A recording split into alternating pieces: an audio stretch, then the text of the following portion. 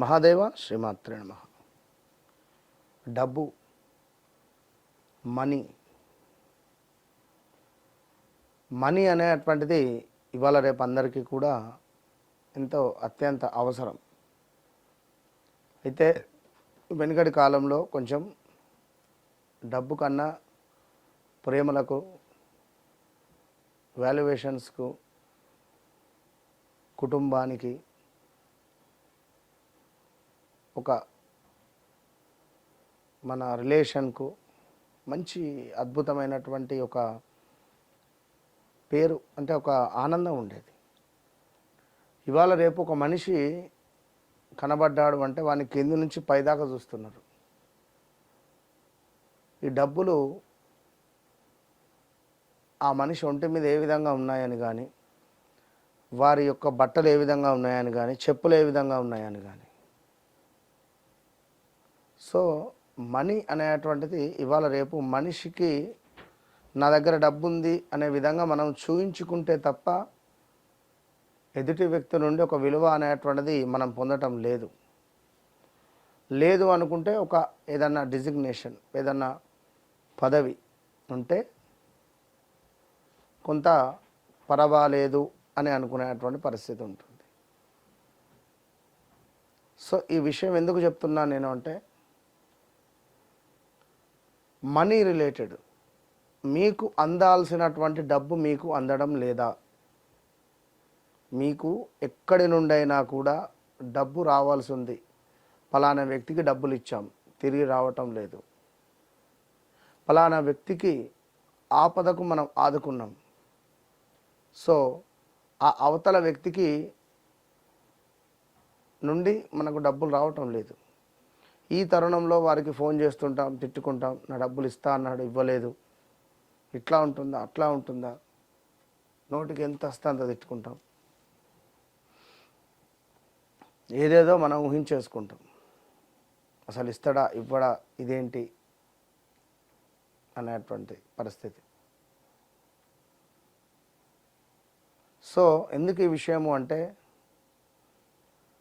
అందాల్సిన డబ్బు మనకు అందడానికి ఒక గొప్ప స్విచ్ వర్డ్, ఒక గొప్ప అద్భుతమైనటువంటి ఒక సాధన నేను మీకు అందజేస్తున్నాను.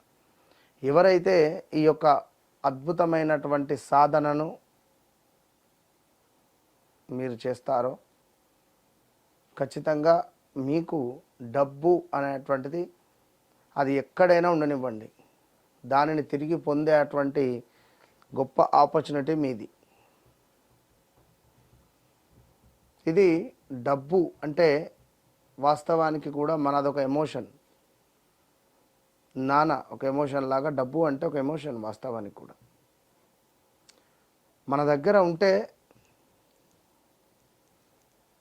దాన్ని ఎప్పుడైనా కాపాడుకోవాలి. ఎప్పుడైతే ఒక మనిషి డబ్బుకు విలువ ఇవ్వడో, ఉన్నదిరా డబ్బు అంటాడో, అది కొంత ఇబ్బంది కలిగించేటువంటి సందర్భం.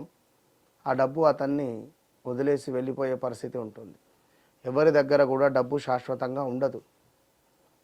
అలా ఉంటుంది అంటే వాస్తవానికి వారి యొక్క జన్మ జాతక రీత్యా 2వ భావం కానీ, 5వ భావం కానీ, 9వ భావం కానీ, 11వ భావంలో కనెక్ట్ అయి ఉండడం ద్వారా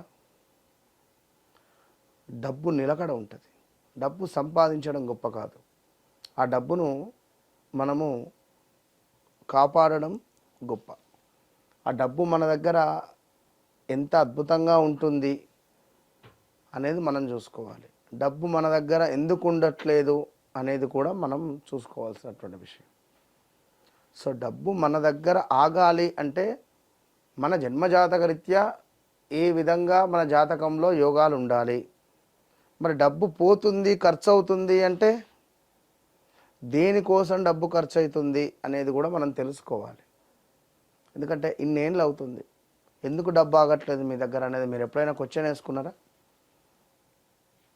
కనుక ఎవరికో ఆపదకు 30,000, 40,000, ₹1,00,000, 10 లక్షలు, 5 లక్షలు ఇచ్చిర్రు. వాడు 3 నెలలకో, 6 నెలలకో, 10 నెలలకో, 20 నెలలకో తిరిగి ఇచ్చేస్తా అన్నాడు.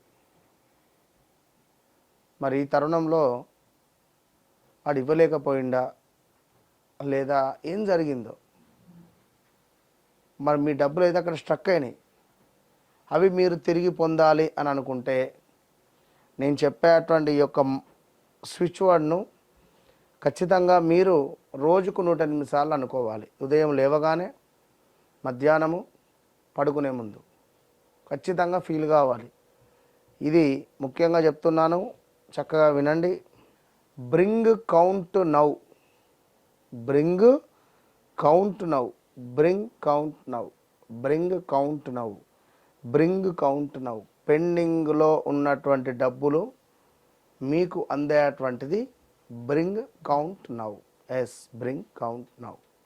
ఫలానా వ్యక్తి, ఫలానా రమేష్, ఫలానా సురేష్ ఆపదకు డబ్బులు ఇచ్చారు, తిరిగి ఇవ్వట్లేదు.